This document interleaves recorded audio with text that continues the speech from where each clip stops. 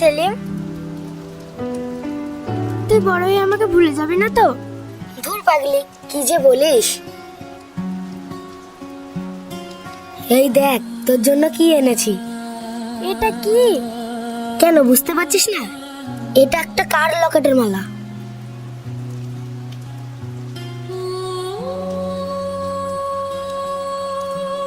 খুব সুন্দর। এই মালাটা যতদিন তোর গলায় থাকবে ততদিন আমিও হারাবো না। সত্যি? হ্যাঁ সত্যি।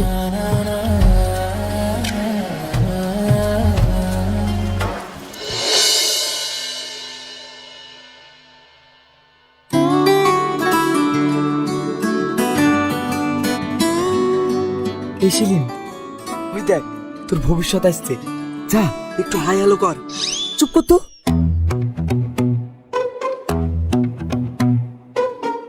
কিরে তুহিনা, ওই দেখ তো ছোটবেলার বর, তোকে দেখেই তো ভয়ে ঘামছে, জাগিয়ে কথা বল। ওই বলদের সাথে কথা বলে এটাই লস, কিছু বোঝে না। আব্বুর ভাই আমার সাথে ভালোভাবে কথাই বলে না। যা তুহিনা। কি হলো কি? না কিছু হয়নি।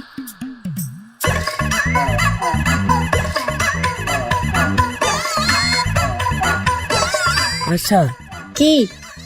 তোমার নাম আশা, তুমি কি হবে আমার ভালোবাসা?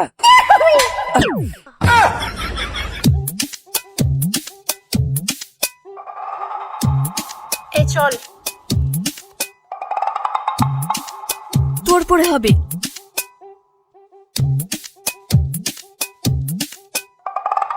কি রে, কি হলো? আশা তোকে মারলো কেন? ভালোবেসে। কি? না মানে ভালোবাসার কথা বলেছি বলে। ও চ।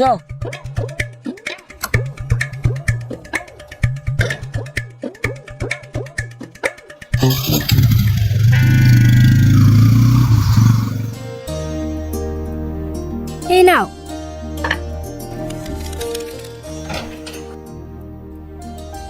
তুই না? হ্যাঁ আব্বু।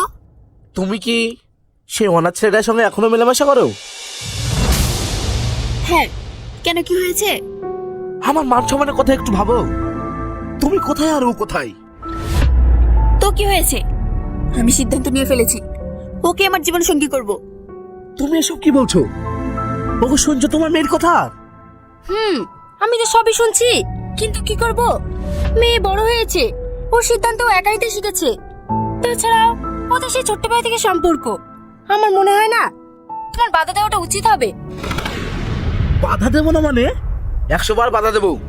ছেলেটা তো কিছুই করে না, এখনো পড়াশোনা শেষ করতে পারেনি। ওই ছেলের সঙ্গে আমার মেয়ের বিয়ে দেবো না। কিছু করে না কে বললো? নিজে ইনকাম করে পড়াশোনা করছে, আশা করি ওর যা রেজাল্ট ও চাকরিও পেয়ে যাবে। তোমাকে নিয়ে চিন্তা করতে হবে না। মজা করে সাকসেস হবে, তারপর আমি ওকে বিয়ে করব। আর না হলে আমার কপালে যা আছে দেখা যাবে। তাহলে এটাই তোমার শেষ সিদ্ধান্ত? হ্যাঁ আব্বু। কেন শুনতে পাওনি নাকি আবার বলবো? না থাক। আর শোন আব্বু, তুমি যেন সেলিমকে কিছু বলতে চাইও না, তোমার ভয়ে ও তো ঠিক মতন আমার সাথে কথাই বলে না। আর এবার যদি তুমি ভয় দেখাও, আমি কিন্তু তোমার নামে থানায় ডায়েরি করব। হ্যাঁ।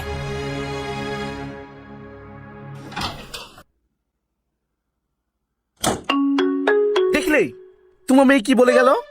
আমার নামে নাকি থানা ডায়েরি করবে। নাও, ভয় করো না, করবে না। তার মানে কি বলতে চাইছো? আমি ভীতু? এই, এই তুই না মা? মা বেটিকে দুজনাই এক।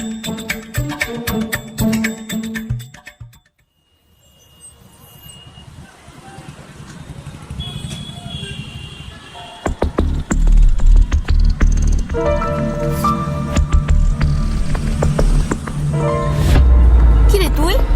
হ্যাঁ, কেন ভয় পাচ্ছ সোনা? ভয় পাওয়ার কিছু নেই, তোমাকে তো আমার ঘরের বউ বানাবো। তাই নাকি?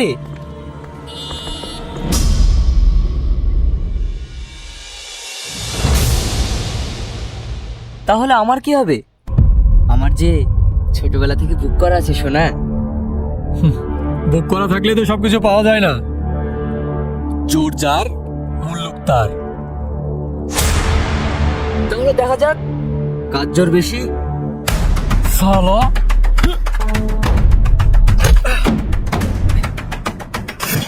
এই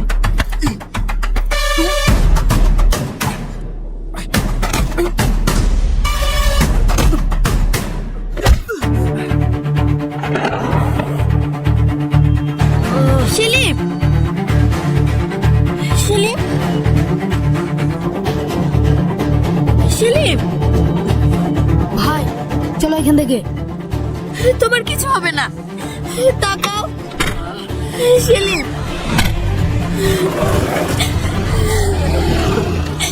তোমার কিছু হবে না।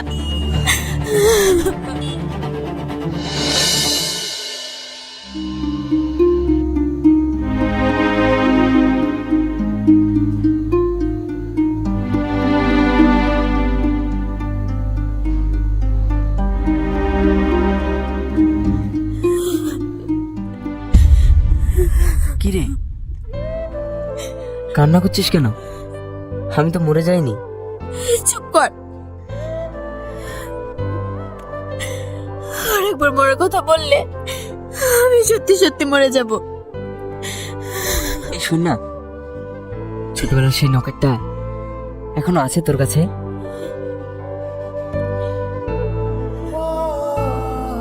এটা তোমার জীবনের চাবিকাঠি, তাই তো এত যত্ন করে আমার কাছে রেখেছি। পাগলি। এ আশা, ওরা তো পুরোপুরি সেট। এবার তো আমার ব্যাপারটা নিয়ে একটু ভাব। উফ। কি রে, মারছিস কেন? এইটুকুতেই ও করছিস? শোন, আমার সাথে প্রেম করতে হলে পিঠের চামড়া শক্ত করতে হবে, কেননা আমি খুব ডেঞ্জারাস বংশের মেয়ে। হ্যাঁ, হ্যাঁ, চল, ওদেরকে আর ডিস্টার্ব করিস না। হ্যাঁ।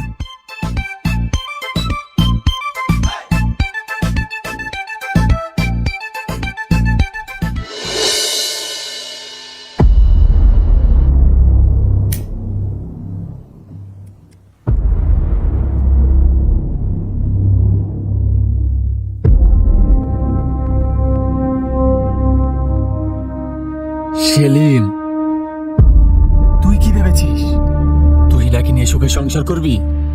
কখনো না। তাহলে কি করবে ভাই? ওকে মেরে দেবে? না, আমি ওকে মারবো না, কারণ ও মরে গেলে তো বেঁচেই গেল। ওকে আমি তিলে তিলে শেষ করব। ভাই তাহলে এখন কি করার পরিকল্পনা?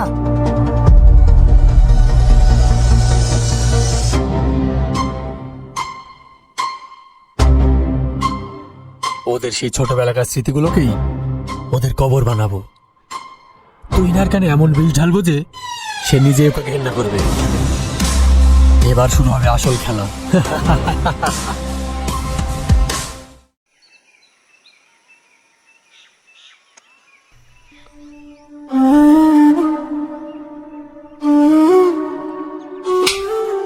জানোয়ার,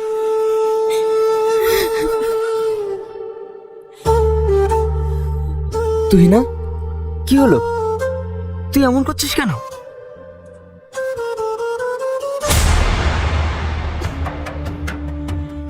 এই দিন দেখার জন্য কি আমি তোকে ভালোবেসেছিলাম? সেলিম, তুই ছোটবেলার সব প্রতিজ্ঞা ভুলে গেলি।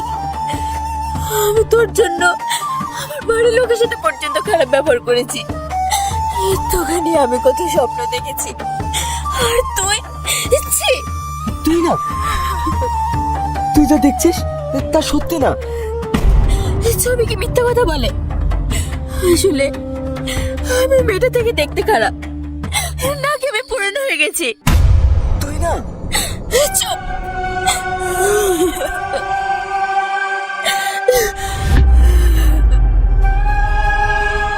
আমি এই নকেটটা ভালোবেসে তার স্মৃতি হিসেবে আমার কাছে রেখেছিলাম। এই নে, তোর আমার সম্পর্ক এখানেই শেষ।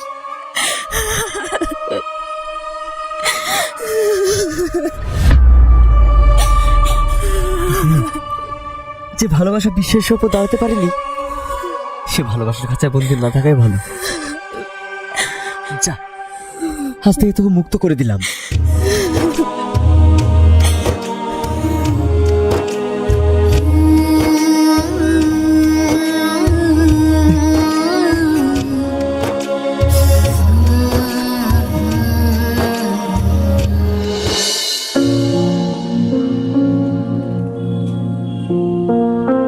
এই শোনো,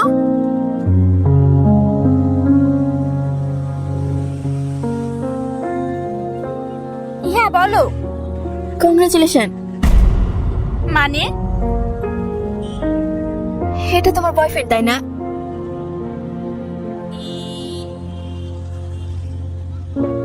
আগে আমার ছিল। তুমি ভুল ভাবছো।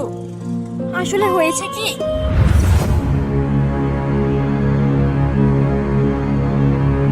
এই শোন, তোকে যেভাবে বলেছি তাই কর, নইলে বুঝতে পারছিস তোর সাথে কি হতে পারে। ওই দেখ, ওই ছেলেটা।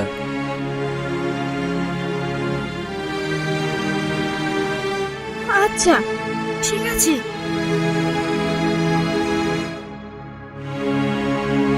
ওই যা।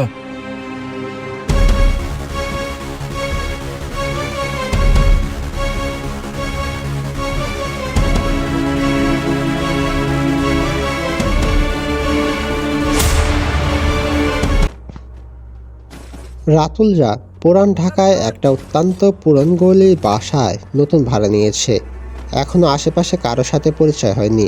বাসার সব কিছু ঠিকঠাক করার পরে রাতুল কিছুটা অবসর নিল। তার আবার রাতে জাগার অভ্যাস। একটু রাত হলেই ছাদে চলে যায়। তো ওই বাড়িতে ওঠার পরে প্রথম যেদিন ছাদে উঠল তখন প্রায় 12টা বাজে। চারপাশে তাকাতে যেই দেখে পাশের বিল্ডিংয়ের ছাদে একটা মেয়ে মাথা নিচু করে দাঁড়িয়ে আছে। পাশের বিল্ডিংটা এত কাছে ছিল যে একটু চেষ্টা করলে ওই ছাদে চলে যাওয়া যাবে। যাই হোক, এত রাতে রাতুল একা একটা মেয়েকে ছাদে দেখে একটু অবাকই হলো।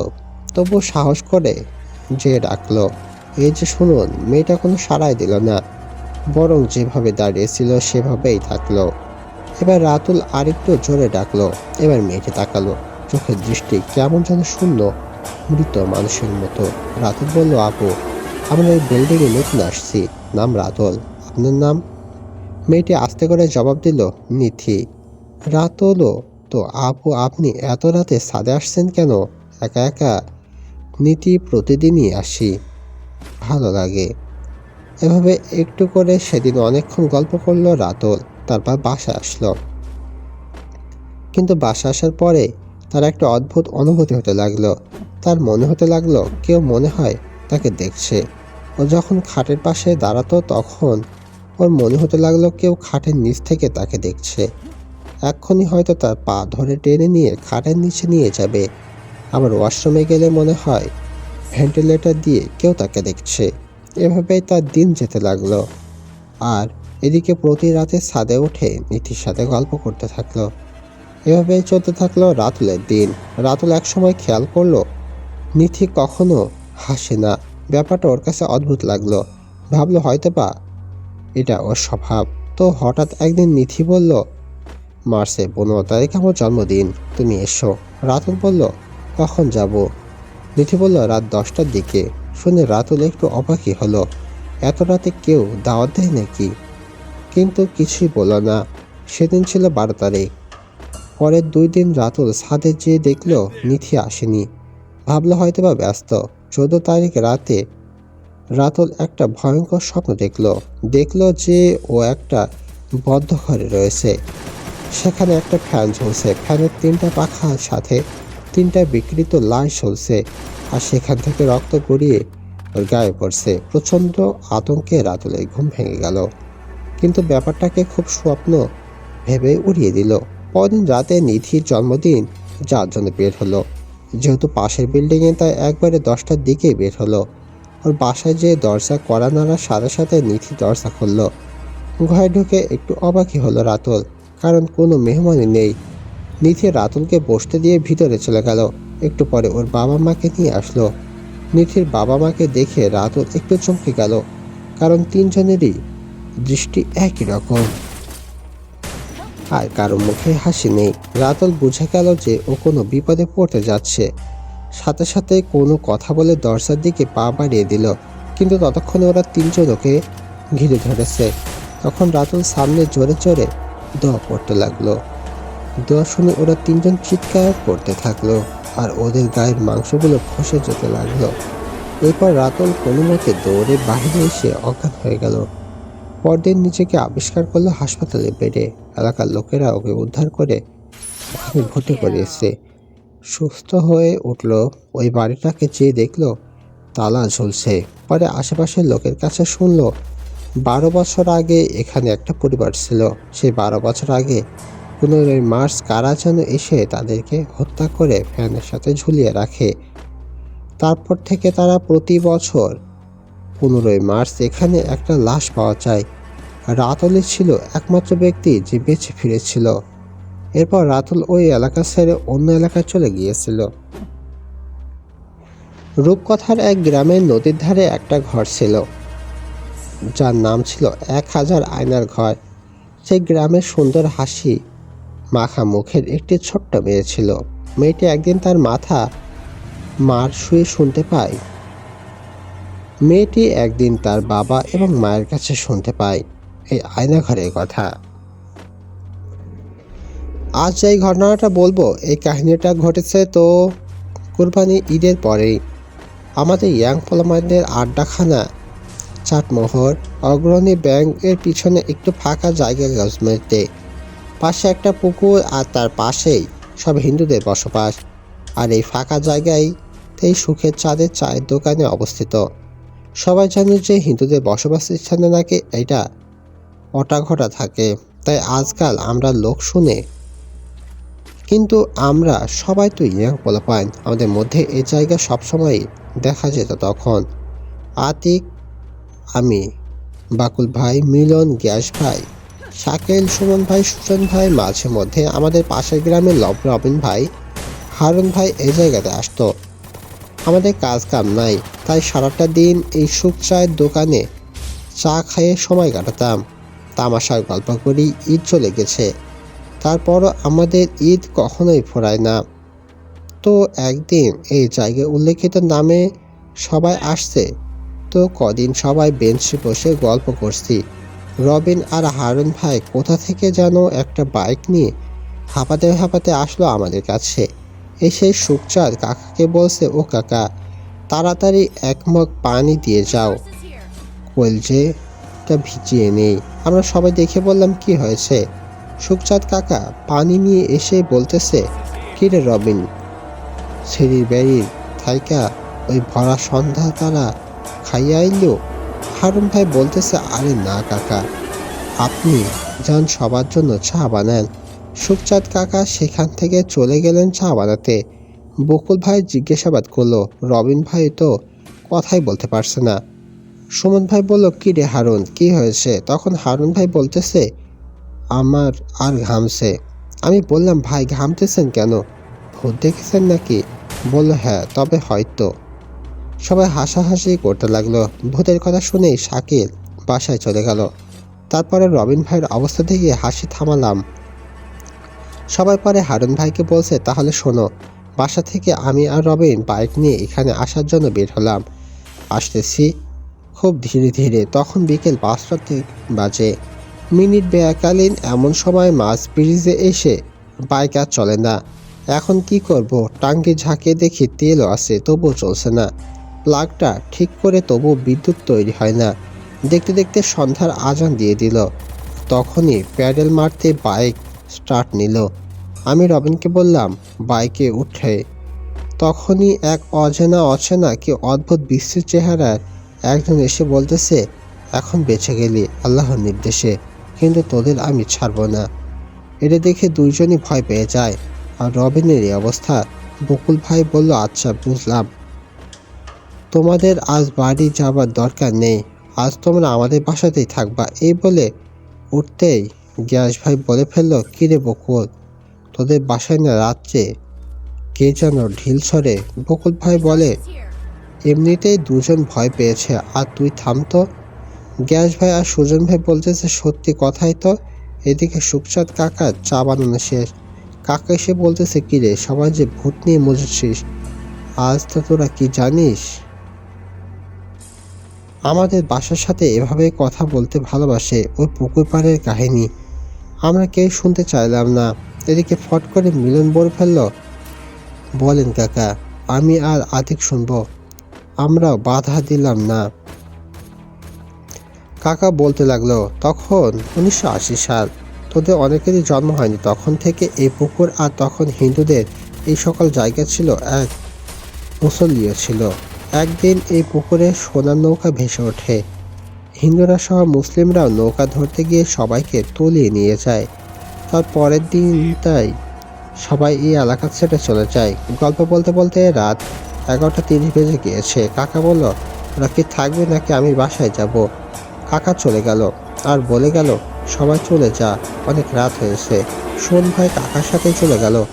গ্যাস ভাই আর সুজন ভাই একসাথে চলে গেল। বাকুল ভাই, রবিন ভাই, হারুন ভাই বকুল ভাইদের বাসায় থাকবে, তাই তারাও চলে যাবে। আর আমি মিলন 0 পয়েন্টে যেতে হবে, আমি বাসা ভাড়া থাকি। তো আমি আর মিলন ভাবতেছি, ইস যদি সোনার না ঘটা পেতাম। তাই বসে বসে রইলাম। বকুল ভাই, রবিন ভাই, হারুন ভাইকে বাসায় নিয়ে যাবার সময় রুচি হোটেলের সামনে যেতেই দমকা হাওয়া বয়ে যেতে লাগলো।